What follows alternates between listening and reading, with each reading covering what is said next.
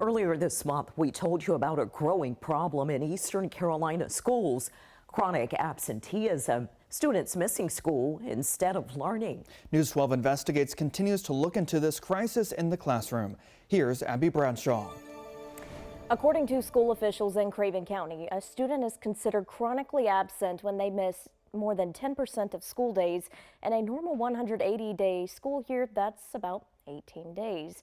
We told you earlier this month about the scope of the problem in Craven County. About 1 in 5 students was considered chronically absent in the 2022-2023 school year. It's impacting everything from test scores to graduation rates. Superintendent Wendy Miller is frustrated. Again, we want to provide those initial supports through social workers, find out what we can do. I mean, we've had social workers buy families alarm clocks and try to provide those supports, but at some point, we have to hold the families accountable. And accountability can mean a day in court for some parents, but that alone is clearly not solving the problem. Tonight, we hear from the North Carolina Department of Public Instruction, who doesn't have a solution, and we heard from some of you who say parents need to take more responsibility. A few days ago, I put a poll on my Facebook, and many of the comments put the focus on parents to step up. Meanwhile, school district leaders say their hands are tied, and state officials say they don't know how to fully address this yet, calling it a work in progress. It's a North Carolina problem. It's not one that we can litigate our way out of. We can't put parents in jail. That's not going to solve this problem. A problem big enough for the state to create the new chronic absenteeism research work group. And so we have a number of school districts across the state that are working with us, and then some research partners out of the UNC system to actually look at rates of chronic absenteeism, as well as some of the interventions that local schools are putting in place, and then to evaluate the impact of those interventions, as well as come up with some guidance for school districts going forward.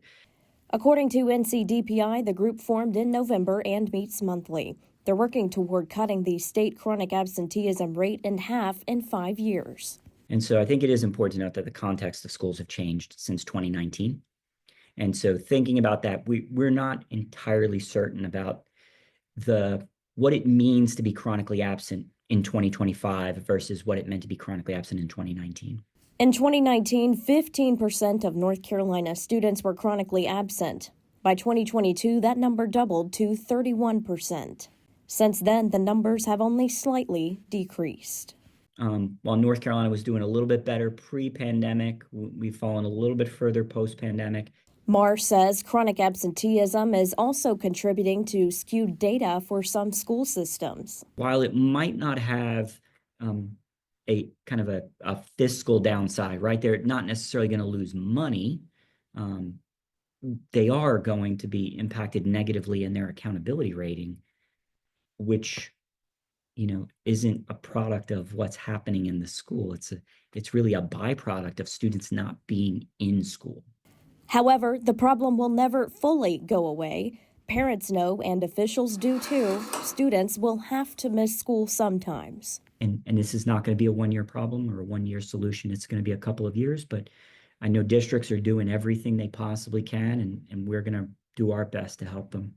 A solution the Department of Public Instruction believes requires collaboration on all sides. And so we want to be realistic about this work as well, because it's not just what schools can do, but it's the partnership between schools and parents. And Marr says we can expect some more information in the fall as that group is actively looking at ways to address chronic absenteeism in North Carolina. In the meantime, if you have something you want the News 12 Investigates team to look into, point your phone's camera to the screen. It'll show you our email and phone number. You can call, text, or email us as we hold the powerful accountable.